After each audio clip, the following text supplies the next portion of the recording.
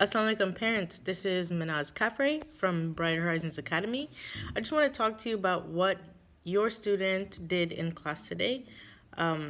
We took an assessment called the MI Advantage Assessment, and in this assessment, we did a few questions, and then our results showed where we are in our intelligences. And I'm going to show you an example. So these are my personal results, but your child took the assessment and has their own results. So long story short, every person has each of these intelligences already. After taking this test, a snapshot of how I am right now, it rates whether this intelligence is low, mid, or high for me. Okay? So don't be fooled because these can actually change. You can develop some of these lower ones if you want just by doing a few activities. They can take this test next year and they'll get a different snapshot too. So this MI Advantage assessment can be taken over and over again. But what we did today was we clicked on View Full Report. It explains what the multiple intelligence theory is, and then it tells me all about myself, pretty much. So my two top ranked intelligences were actually existential and interpersonal. And if I don't know what that means, I scroll down and it tells me what my two strengths were and what does it look like. So it says here I'm good at putting details together to understand the big picture.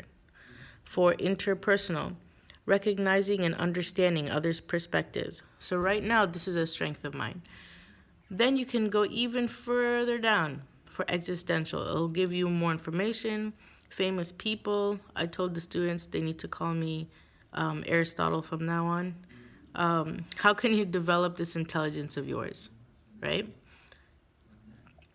How can I become a better student using that intelligence? It tells me exactly what I can do to become a better student using that intelligence. And it goes down each and every single one.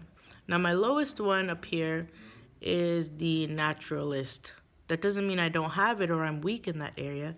It just means it needs to be developed. So I'll go all the way down to where I see naturalist right here.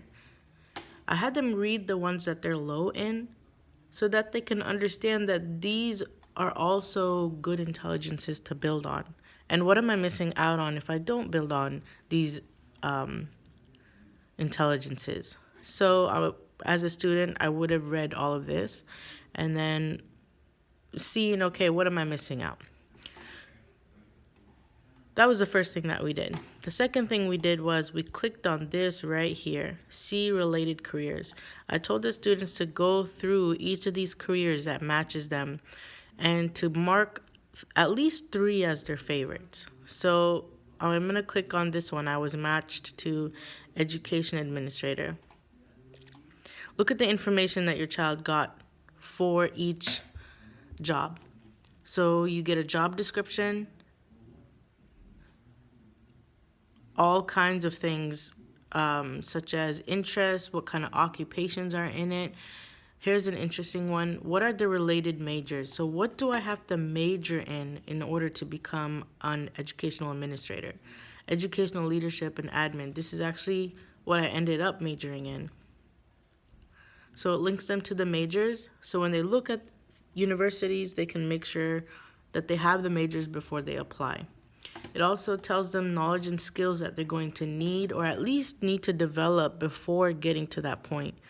Tasks and activities. So what specifically will I do in this job?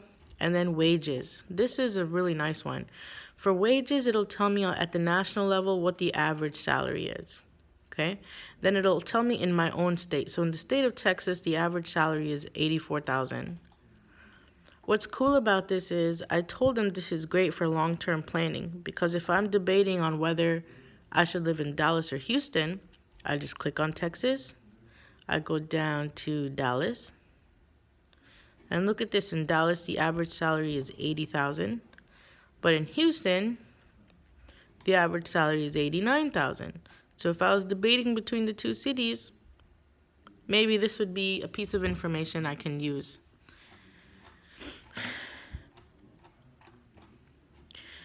What I did tell them was they have to pay attention to the wages piece of whatever they want to major in. It is nice to find a major and a career that fits your interests, and so that you have enough money to support yourself and your family and whatever cost that they're anticipating. I will ask them in the future to sit down with you and talk to you about what their monthly costs look like, what it would take for them to survive on a monthly comfortable level. And that always helps students realize, or at least put into perspective, what a salary needs to look like. Because right now they don't really have a good gauge. They don't understand what this means, 97,000. Of course, you and I, we know what that means. We know that there are bills tied into that. There are financial obligations, but they don't know that. So they do need to have that conversation with you as to how much should they really be making in order to have a comfortable lifestyle. So we marked 3 as favorites. Please go ahead and ask your child to open this up for you so you can see it. See what their results are, see what they chose, which careers they were interested in. And if you would rather have a parent account and look at it on your own, go ahead and email me and I'll set you up with a parent account, inshallah. Okay, so again, we looked at the MI Advantage assessment. There are 3 other assessments that they took, and we're going to analyze each one every week. So stay tuned for next week. We'll be analyzing our next test, inshallah. Assalamu alaikum.